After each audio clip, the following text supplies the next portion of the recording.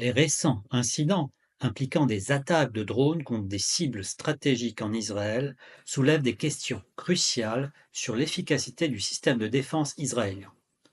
En avril dernier, lors des opérations de représailles suite à l'attaque israélienne visant le consulat iranien de Damas, un drone iranien a réussi à toucher une base aérienne israélienne essentielle, considérée comme cruciale pour la sécurité nationale.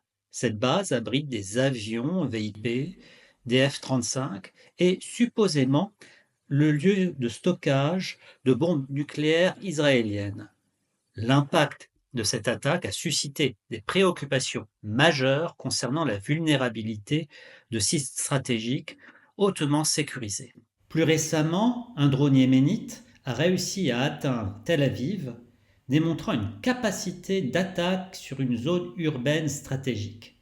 Cette attaque a touché un quartier sensible où se trouvait l'ancienne ambassade des États-Unis, ce qui en fait une zone hyper sécurisée. L'attaque a mis en lumière des failles potentielles dans le système de défense israélien, même contre des menaces provenant de loin. Enfin, un drone du Hezbollah a frappé le commandement de l'unité Golani près d'Acre. Cette attaque contre une unité d'élite de l'armée israélienne souligne les risques croissants posés par les groupes armés régionaux capables de mener en fin de compte des opérations ciblées sur le territoire israélien. Ces incidents mettent en lumière une potentielle faiblesse dans la défense antiaérienne israélienne, pourtant traditionnellement considérée comme l'une des plus avancées au monde.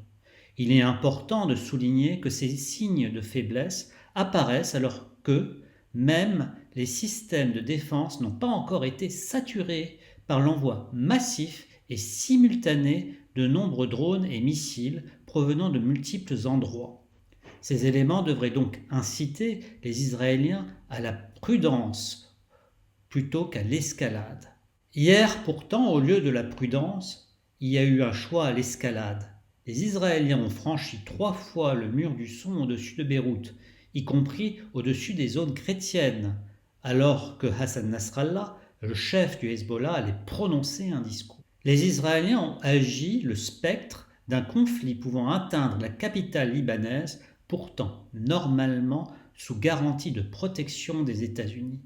Cette protection n'avait déjà pas empêché Israël de mener récemment une opération visant à éliminer un haut cadre du Hezbollah à Beyrouth, en dépit, je rappelle, de ces garanties américaines de respect de la capitale libanaise. Par ailleurs, le Hezbollah est également prêté d'établir une nouvelle parité stratégique entre Beyrouth et Tel Aviv, faute à ce que les États-Unis puissent faire respecter par Israël la parole donnée, ce qui signifie que toute attaque contre Beyrouth pourrait être suivie d'une attaque similaire du Hezbollah contre Tel Aviv. Dans ce contexte, démontrer l'inefficacité d'Iron Dome devient nécessaire et stratégique pour le Hezbollah, renforçant ainsi une position de dissuasion contre Israël. Les États-Unis avaient initialement annoncé des représailles samedi dans les 24 à 48 heures, un délai aujourd'hui dépassé. Ce retard pourrait s'expliquer par une initiative russo-américaine qui semble être celle de la dernière chance, visant à obtenir un cessez-le-feu à Gaza en échange de l'arrêt des préparatifs de représailles iraniens. Par ailleurs, le chef du Hamas, Ismaël Haniyeh, ayant été récemment assassiné à Téhéran par les Israéliens, il est désormais remplacé par Yahya Sinwar. Les deux hommes, Netanyahou et Sinwar, étant plus extrémistes les uns que les autres, refusent de négocier, ce qui amène les négociations à une impasse totale. D'ailleurs, sur le plan médiatique, un changement de dialectique est observé dans les médias occidentaux, où les journalistes pro-israéliens insistent davantage sur le terme attaque iranienne ou attaque du Hezbollah plutôt que de représailles. Ce choix des mots, rendu possible par le décalage des représailles iraniennes qui ne sont pas immédiatement mises en œuvre, vise à présenter Israël non pas comme l'agresseur, mais plutôt comme la victime, cherchant ainsi à inverser la perception des opinions publiques du conflit actuel.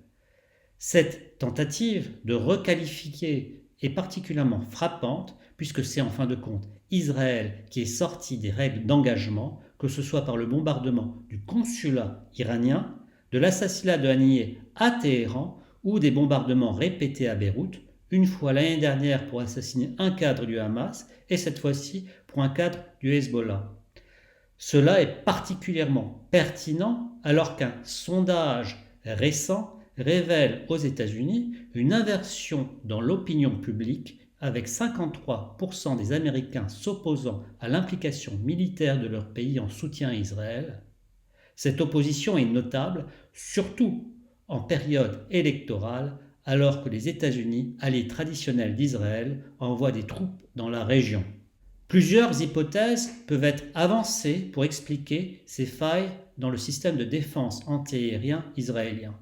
Premièrement, il est possible que le système de défense israélien, notamment le célèbre dôme de fer, soit en train de montrer des signes d'attrition, non pas à cause de faiblesses technologiques, mais en raison des coûts élevés associés à l'utilisation répétée de missiles pour intercepter des menaces aériennes. Ces missiles sont très coûteux. Une autre possibilité est que la technologie de drone utilisée par l'Iran et ses alliés ait évolué pour surpasser les défenses existantes en Israël, ou que des failles dans la couverture du système aient été trouvées, permettant ainsi à ces drones de pénétrer des zones sensibles. Le dôme de fer n'ayant pas encore été saturé, les récents succès des attaques de drones soulèvent des questions sur l'efficacité d'Israël à gérer une offensive soutenue et massive. Une saturation du système de défense pourrait signifier une vulnérabilité accrue, surtout si les forces ennemies décident de cibler simultanément plusieurs sites stratégiques. C'est d'ailleurs dans ce contexte que le chef du Hezbollah, Hassan Nasrallah, avait précédemment évoqué l'utilisation possible de bases chypriotes par des avions israéliens, suggérant une expansion possible du conflit au-delà des frontières israéliennes et même du Moyen-Orient. Des informations indiquent que des bases aériennes chypriotes pourraient servir de repli pour les avions israéliens en cas de conflit si les bases israéliennes deviennent inopérantes.